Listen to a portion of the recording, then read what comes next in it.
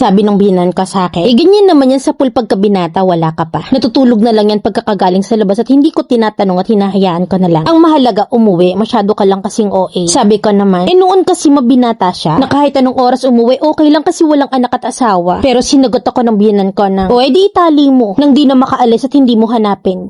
5 years na kami ng mister ko at may 2 anak. Na yung mister ko lately ay kinukonsinti ng ina niya. Na yung biyanan ko ay sa pool mahilig mamuna. Nakabukod naman kami pero sa tuwing may gatherings or sa tuwing magkikita kami, palaging nagpapasari. Halimbawa na pagsisilbahan ako ng asawa ko or dudulutan ng pagkain, naririnig ko na agad na sasabihin niya kahit na may ibang tao na, "Prinsesa yung tono niya talagang nakakairita." May time pa na nag-away kami ng mister ko at nagkataon naman na bumisita siya sa amin ng araw na yun. Dahil recognition ng apo niya, hindi ko pinapahalata na may alitan kami ng mister ko. Pero itong biyanan ko, malakas talaga yung pang-amoy nagpaparinig agad ng, "Mabait yung anak kong yan. Kung may problema kayo, baka nasa sayo na yan." Sa irita ko, sinagot ko siya na, "Sa akin agad ma, tanungin niyo muna yung anak niyo bago niyo ako pagsalitaan ng ganyan." Uuwing gabing-gabi na alam naman na may lakad kami kinabukasan, hindi man lang magpaalam at magsabi kung saan galing. Sagot naman ng biyanan ko sa akin, ganyan naman yan sa pool pagkabinata, wala ka pa. Natutulog na lang yan pagkagaling sa labas at hindi ko na tinatanong at hinahayaan ko na lang. Ang mahalaga umuwi. Masyado ka lang kasing OA. So sinagot ko siya na, noon mabinata siya, kahit anong oras umuwi, okay lang, walang anak, walang asawang uuwian. Iba na yung sitwasyon namin ngayon. Hindi ako mamahigpit sa kanya, ang sa akin lang ay magpaalam nang hindi ako nag-aalala, tapupuyat kakaantay. At sinagot niya ako ng, di itali mo nang hindi makaalis at hindi mo nahanapin. At tumawa pa yung biyanan ko ng parang nakakaloko. Hanggang sa naulit na naman yung pag-aaway namin ng mister ko. Dahil sa hinahanap niya sa akin yung budget namin. Kinapos kasi kami sa laki ng ilaw namin at nagkasakit pa yung bunso namin. So doon ko binawas sa budget. Pinaghahanapan ako kahit na nga sinabi ko naman sa kanya lahat ng gasto. Gising ko, wala na siya sa kwarto namin at nalaman ko na lang sa kapatid niyang bunso na umuwi pala sa kanila. At ang nakita ko na lang ay yung history sa messenger niya na tumawag yung biyanan ko. Wala akong ideya kung anong pinag-usapan nila. Sa totoo lang ay marami kaming away na nalampasan na. Pero lumala lang talaga lately kasi nga itong biyanan ko nakikialam. So ang ginawa ko na total naman ay sa magulang ko yung bahay na to. At kahit na papaano ay malaki na rin naman ang mga bata. Nagtrabaho ako at hinabilin ko sa mga magulang ko yung mga anak ko. Never akong nag-open sa magulang ko ng problema namin mag-asawa kasi alam ko na kasiraan din yun ng partner ko. Then itong nakaraang linggo ay panitawag sa akin ng biyanan ko na kasi ay napatrouble daw yung anak niya at pinapupunta ako sa kanila. Pero hindi ako pumunta kasi hindi naman ako po pwedeng mag-leave. Hindi ko sinagot ang tawag ng biyanan ko at in-off ko yung cellphone ko. Kinaumagahan ay dumating ang biyanan ko dito sa bahay namin. At pilit kami pinag-aayos ng mister ko at namimiss na raw niya yung mga apo niya. Pero hindi ko siya tinanggap. Sinabi ko sa biyanan ko na kung hindi pa tapos sa pagkabinata yung anak niya, sulitin na lang niya muna. Na kasi maayos naman kami ng mga anak ko kahit na hindi siya magsustento. May mga magulang din naman akong umaalalay sa akin. Umiiyak yung biyanan ko sa akin pero hindi ako nagpatinag. Never kong nakitang sumakit ang ulo ng mama ko sa papa ko kasi kita ko kung papaanong tiisin ni mama si papa. Basta tampaya sa akin ni mama ko noon ay kung gusto kong maging matino yung partner ko sa buhay, na kapag nagpakita ng signos ay bigyan ko daw agad ng ultimatum. Kaya't naisip ko rin na i-block yung partner ko sa lahat. Kagaya ng ginagawa ni mama nun kay papa. Tsaka siguro kailangan din muna namin ng space ng mister ko. At matuto rin yung biyanan ko na wag konsintihin yung anak niya. Na wag niyang ikumpara yung noon sa ngayon. Na kung ayaw niyang pag-asawahin yung anak niya, ibabalik ko talaga yon sa kanya. So yung anak ko syempre hindi rin nila makikita. Thank you rin sa'yo Mami Len kasi kakapanood ko ng luto serye mo ay natuto rin ako maging matapang sa sarili ko. At ngayon kasi nanalabas pa lang ng bahagya ang sungay nilang mag-ina, puputulin ko na habang bubot pa. Letter sender, Jenny.